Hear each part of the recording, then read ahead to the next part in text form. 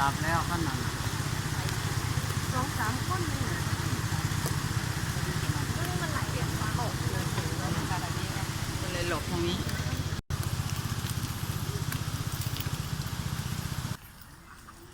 ป้าเหมือนคุณป้า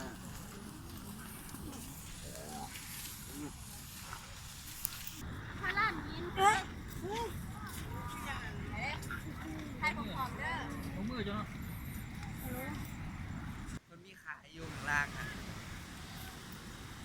อุ้ยน้ำคือไหลแห้งฮะเราพวกค้ามันเกิดเป็นดังมาจากเครื่องหมดก่อนบอน้ำตก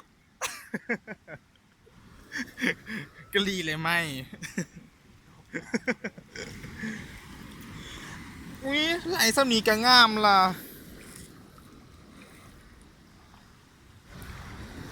สวยมาก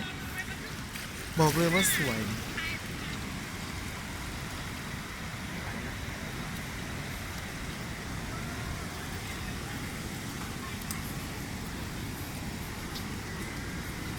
เขาก็บอสาธรรมนำจ้ะบอมหรือเป๊ะ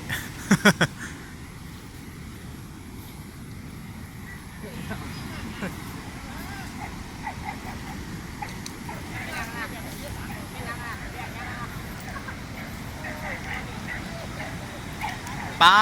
งามแท้